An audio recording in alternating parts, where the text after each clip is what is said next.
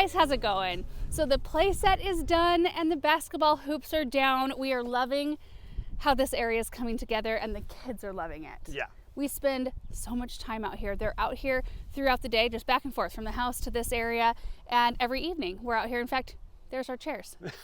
Like, I'll make a cup of coffee and we'll sit here, watch the kids. We'll go help them on the monkey bars, and it's just so much fun to watch them do that. We've had cousins over, friends over playing on it as well with the kids. It's just, I don't know. I think I love it more than I thought I ever would.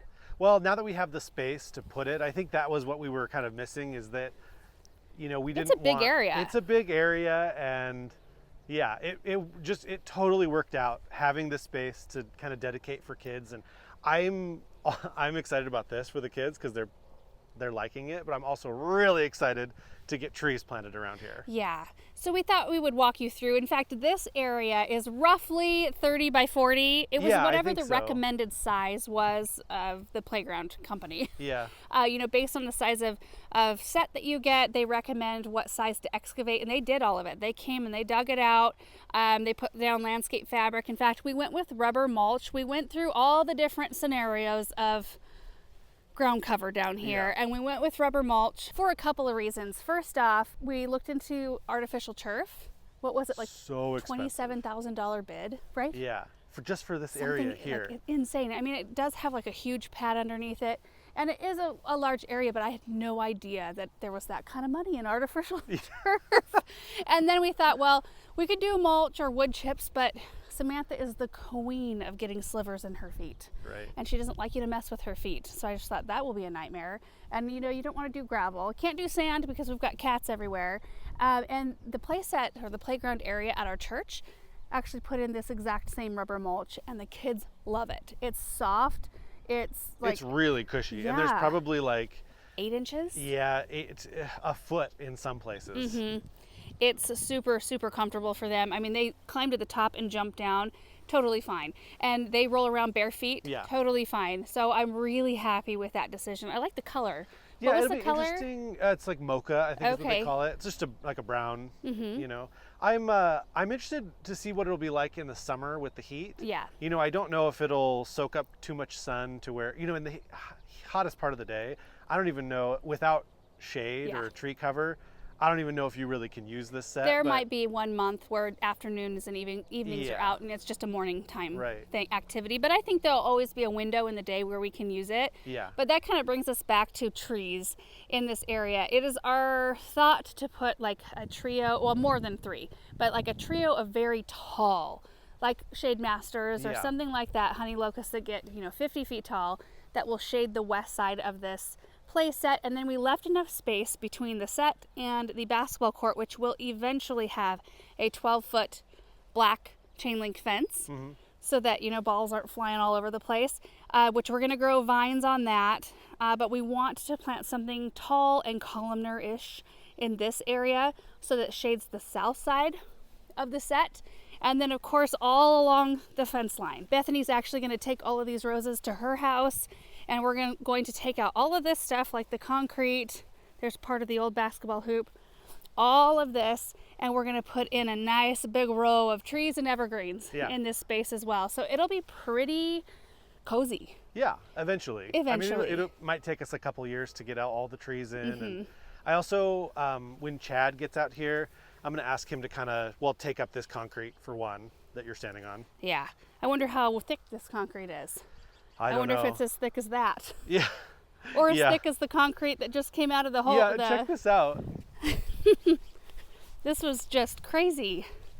In fact, the big chunk of it's sitting behind the barn right now. Look at the size of this hole. And Paul even put some soil back down in there. Yeah, we might even have to take some of that soil back out, because we just read the instructions on how to pour the concrete for the new basketball hoop going in, and it wants 48 inches deep. 48 inches deep, 24 by 24 inches wide and long, or whatever.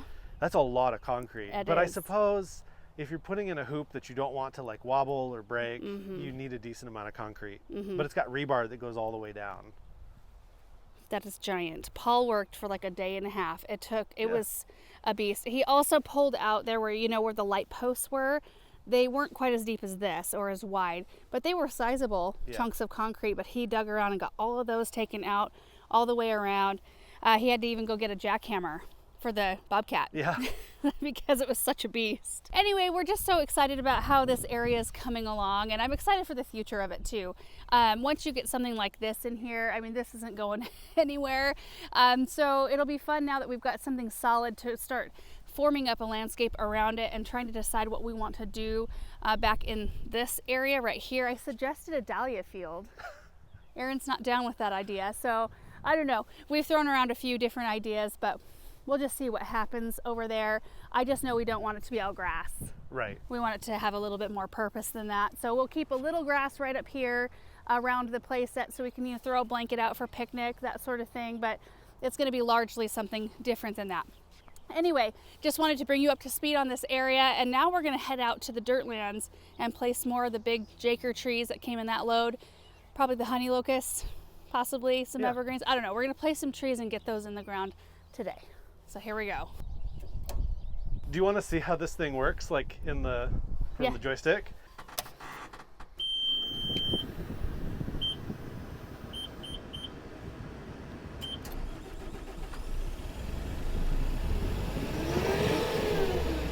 So the little pincher over there, you just press this this little like toggle. Wait. Oh, you got to turn on the. I was like, oh. You got to turn on the hydraulics first. Yeah. Oh yeah.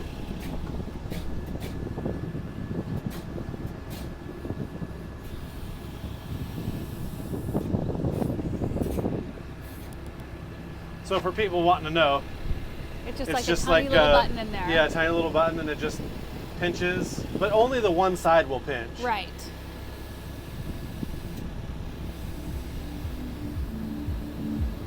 Very nice demonstration, Aaron. Thank you. Let's go get some trees. Okay.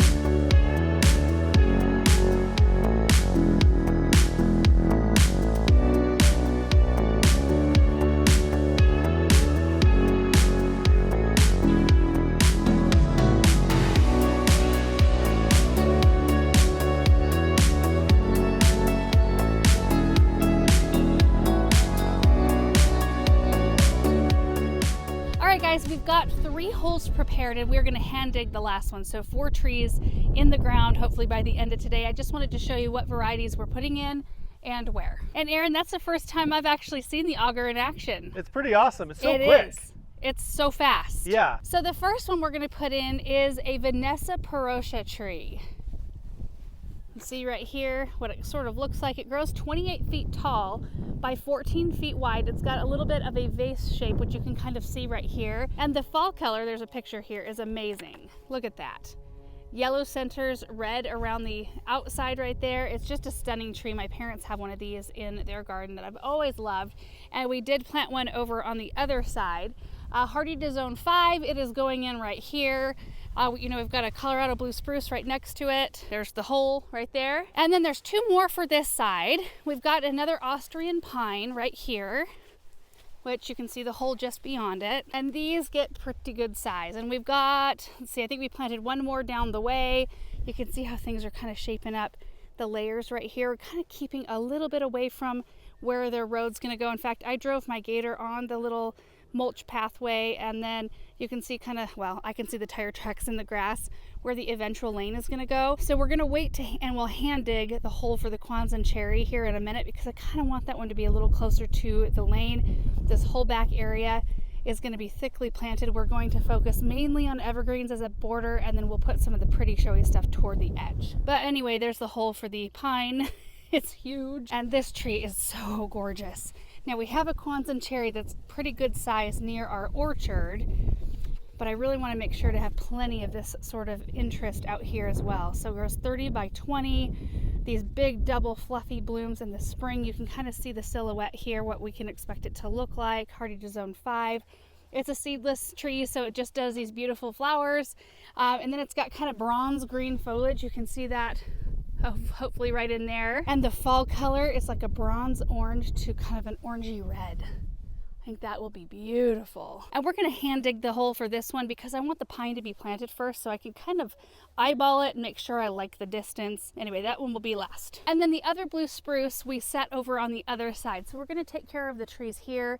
I'm going to probably, I got to go get some shovels, rakes, and probably proper shoes, which I should have been wearing this whole time. I have sandals on. Anyway, we'll get to work on these trees, then we'll head over and show you the blue spruce on the other side.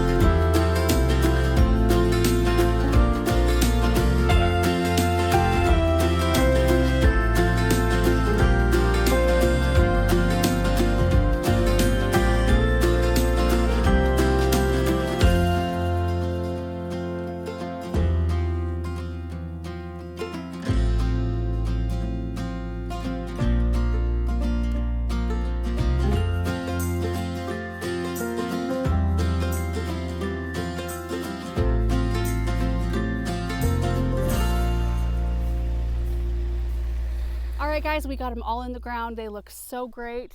It makes me want to get out here and plant even more. I love projects like that where you feel motivated after you're done to keep going. So again, the three we have out here are the Parotia, the Austrian pine, and the Kwanzan cherry.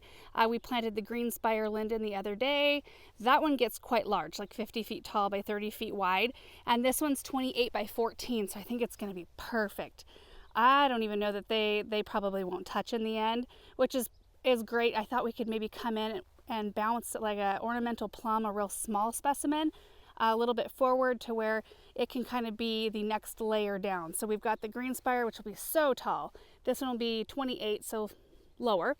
And then if we did like a 15-foot something somewhere right in here, I think that would look really good. And I just love how bright green this tree is, and it's got a really neat shape, and the fall colors just, unmatched. And it doesn't really have a bloom that you notice, but they've got red stamens. So they do look really interesting earlier on in the spring as well. Now I'm going to look at the other trees from the other side looking this way because I don't want to point straight into our neighbors' backyards. But you know, the Austrian pines, they can get like 40 to 60 feet tall, 25 to 35 feet wide, and they typically do well in our area. Oh, it's actually fun to look at this from this angle. You can see all the different layers going on. The new Perotia right back there, the blue, the red, I see yellow and green. Oh, I love it.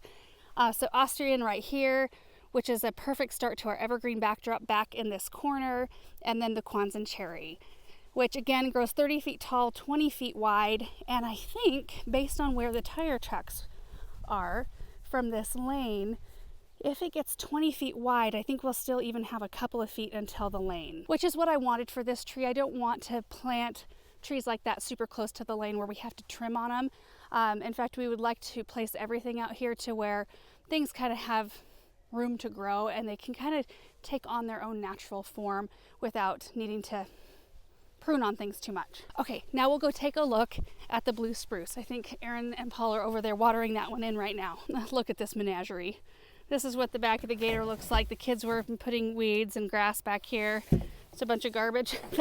the wire cages. And you know, part of our process now that we have the bobcat, which is so nice, is that we have the ability to easily remove the wire cage from the root ball, which I know a lot of people will leave them on because in many areas they will rust out and kind of go away quickly and the tree's just fine. But in our experience, you know, we had that big blue spruce blow over in a windstorm one year and the wire cage was still intact and that tree had to have been in the ground for at least 30 years, we're guessing. So we like to remove the cages from around our trees. So with the bobcat, you can lift up the tree, cut the wire bottom out, remove it, set the tree down in the hole, cut the wire cage from around the root ball, and then just unfold it and take it out of the hole. We make sure to cut all the string from around the top where they kind of tie everything together. That can eventually girdle a tree if you don't remove it. And the only thing that's left around that root ball at that point is the burlap, which that disintegrates and goes away quickly. But I feel like it's just so much better for our trees and it's so much easier now when you have the right equipment. Oh, the blue spruce looks awesome. Oh, it looks so good. It's in between a chokecherry, there's a sweet gum, there's a little red bud that's just a small growing ornamental white blooming. I think it's vanilla something. Is it vanilla twist? Is that right? There's a lavender twist, I think. Anyway, it's beautiful, isn't it? But there it is. Oh my goodness. Oh, that's just the perfect shape, perfect color for that area. In fact, we've had a stake. The stake that was there is a stake that we put there last year because we knew we wanted to save a spot for a blue spruce. I think we could put another one right in here and probably another one over there. It's just coming right along out here. And Aaron's about ready to come out here and put the brush hog on the tractor and cut all of this brush and weeds and stuff down here pretty quick. And you guys, that is it for today's projects. We were just so looking forward to showing you the playset area. I've been kind of chomping at the bit, like, oh, let's get this done so we can show you the final product. It's just such a fun spot back there. And I can't wait to work on the area around it. I think what will help me now that it's set is to look at an overhead shot and kind of pencil out some ideas of where the grass needs to go, where the evergreens need to go, and that sort of thing. That way we'll sort of start with a direction, and then if we need to veer from it, that's fine, because we usually always have to veer from it a bit. And getting the big trees in the ground is also really nice. I would like to make it through kind of that collection we've got from Jaker, and I've picked up a couple more along the way too, some birch trees and a tulip tree. What else do we have over there? Well, the Kwanzan cherry I picked up as well. Anyway, I would like to get those in the ground before it gets too warm. It was cool this morning. I know this probably looks like I am kind of hot right now. It started out pretty cool. But anyway, thank you guys so much for watching this video. I hope you enjoyed it, and we will see you in the next one.